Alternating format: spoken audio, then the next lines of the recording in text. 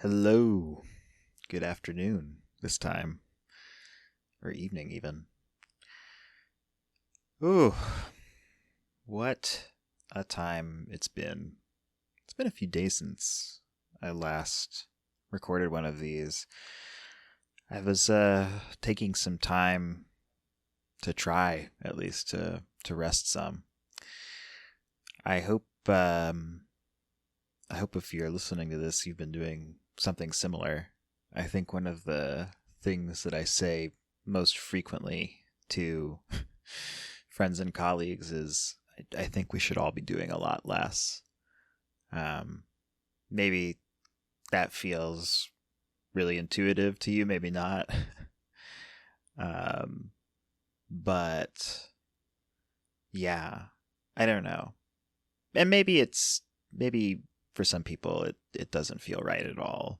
You know, I don't want to, you know, look at someone who is really young or has been, maybe on a longer break and say like, oh, you shouldn't be doing anything, But um, I have been thinking a lot lately about how the the push in American society, at least, to be doing stuff all the time, achieving stuff.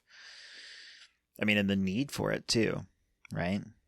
I think a lot of us work very hard to the point that we don't even have the time to enjoy the fruits of our labor.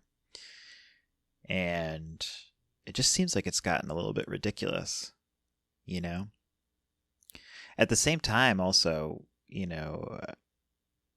I don't think that, you know, resting, for example, or being in school or a lot of other things that people don't consider to be, real work.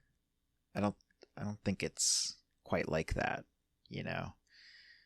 I've been trying to embrace the idea that um, rest is an essential part of the process.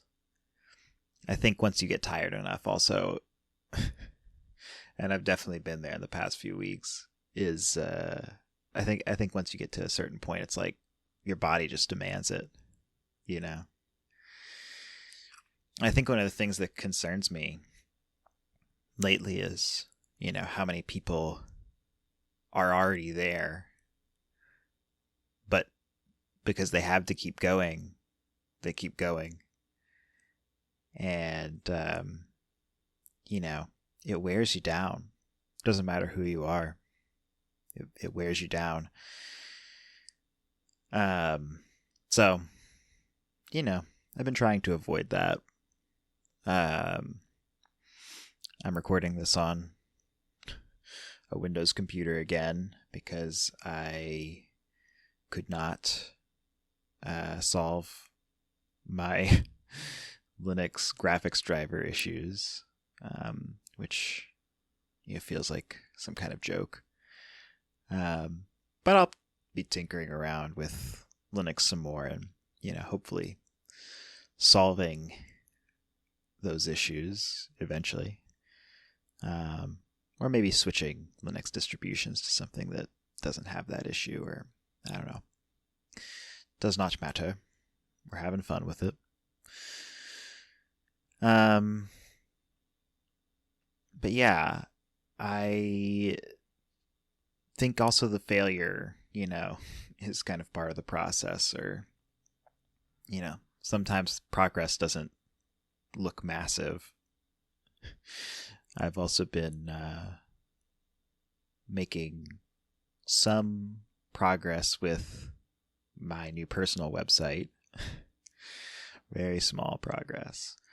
But, I'm planning on making it sort of cozy web style, all HTML, or mostly just normal, basic HTML. And it's been so fun, and so nostalgic in a way. But all of these topics for me kind of converge on something I've been thinking about a lot lately, in the vein of, trying not to do too much. There's something of a trend, I feel like, of, Web 1.0 revivalism. I think a lot of younger people are kind of interested in the days of the early internet. I mean, I remain interested in the pre-social media internet. One of the things that is really striking to me about a lot of that sort of stuff in that aesthetic or that time period is it's not very resource intensive. The websites themselves, the kinds of graphics people were making and stuff like that, and it's great fun. And in general, it's we can do some pretty amazing things with computers without necessarily having like recourse to super heavy processing power, AI type stuff. I mean, I think those kinds of things are useful, interesting tools for sure. But it's always struck me that the kinds of things that most individual people want for like their personal website, or I don't know, their blog, or I don't know, even a page about their business or something, are not actually too complicated, and probably don't really need a huge amount of resources. But yeah, we direct resources at these things anyway. And I don't know, it's just always struck me as strange. I think in that same vein,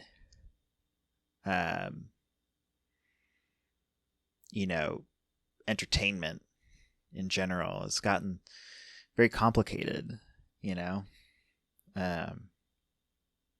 The things that we desire for fulfillment have gotten pretty complicated, but I'm not sure if that implies that less complicated things are no longer sufficient.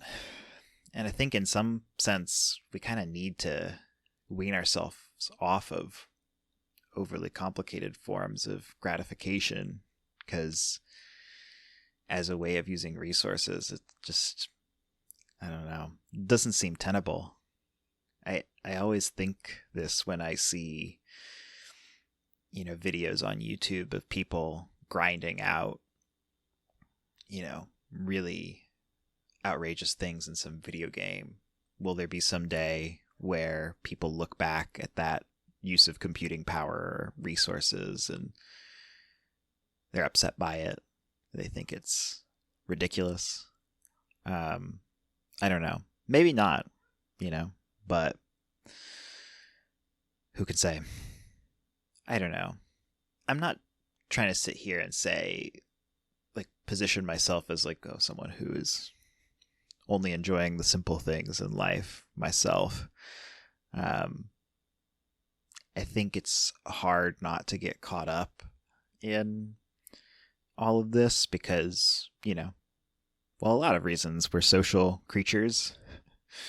We're taking our lead on what's normal from the people around us. And also a lot of these products and services and things that people come to desire, it's like, it's not an accident that they're desirable or that they, tap into something strong in your brain. It's the point. It's what they've been engineered to do. And, people have gotten very good at this marketing and, engaging people as consumers. It's kind of terrifying in a way, like how clever people are that we can kind of hack ourselves like that. Yeah, I don't know. I think that prospect has really opened up a new avenue in the human story. Because, if our desires can be engineered and manipulated, and if we're somewhat powerless to do anything about that because of how our society is structured or how we think or how we interact with one another, then I don't know, it just seems like something we should be acting a little bit more responsibly around. I don't know, but what does it mean to be responsible, right? I think that's the other thing about all of this stuff. It's easy to imagine in capitalism or whatever the existence of some big bad enemy. And, there are people who have more resources than others for sure. But I think the disturbing thing about a lot of this is a lot of it, emerges from no one in particular being in charge, or at the very least, many people who perhaps have similar interests or inclinations, but who are all jostling at the Ouija board.